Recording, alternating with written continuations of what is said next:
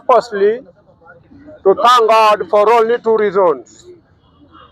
Number one, I want to thank God for bringing to us this mongrel called the Gen Z that acted as an agent of paradigm shift in this country. That brought to an end the era of shareholding. That made us to understand that Raila Muganga is mightier than the God that is being worshipped by the Mount Kenya people. That I want to thank God for making it necessary for President Ruto to recognize Raila Amolo Odinga and respect him. And in fact, through that, we are able today to experience a stable country.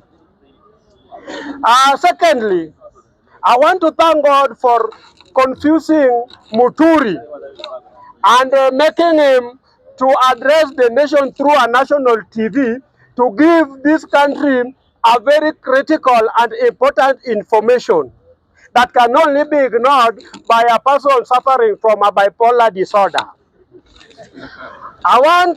It goes without saying that, Butere confirmed to this nation that the reason why he decided to support Ruto is because he trusted and believed that Ruto was a thief. And when Ruto, in his first cabinet meeting, declared no nonsense to corruption in his government, Butere felt disappointed and he felt very wasted by voting for Ruto. That is the time that the rain started beating JB Butere. In fact, I want to tell you guys that what Butere confirmed in a national TV is a confirmation that this country has been perpetually governed by the thieves who purport to talk on behalf of the innocent Kenyans. And in fact, it is now obvious. And now you can see that it is only Raila who can end this perpetual culture. Order, members, kindly. Members, hey, can you try? Order. Can you try? Can you try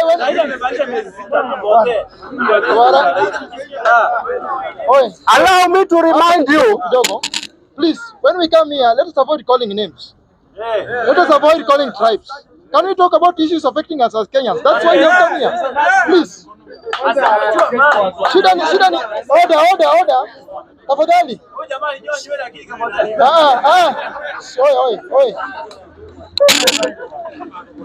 Kupatia time lakini ndugu. Thank you. I feel I stand guided by the speaker. Yeah. Now I apologize for maybe if I happen to step on anybody's toe.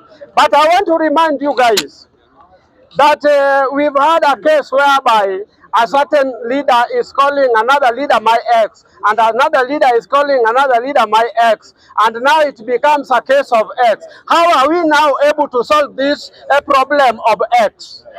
Here is the solution, my friends. This is now the solution. The reason why I love the president that we have today is that he has come up with a strategy that is going to put to an end violence in every election. How has he done it? He has made sure that the groups that have been creating violence in this country, that is the people holding gun, the police, the people holding the stone, where you know where they are, and the people who are holding the arrows are now talking the same language. And now after 2027 election, we will never experience anything called violence in this country. Is that not a good work of our president? In fact, I want to tell you that the president is really trying his best to make sure that every part of this country is feeling his presence, even if you are hostile. He is a president that is able to give more appointments to other regions than his own region. This is the president who is going to make sure that in his second, by the time he is ending his first term, he has done twice what was done by his predecessors in their 2 terms. And for that matter, I conclude by saying this, that anybody that is dreaming that Ruto is going to be the first president to serve to be a one-term president, I'm sorry for you guys if you are in that category, because you are likely to wet your bedding. Thank you very much. Thank you, Senior.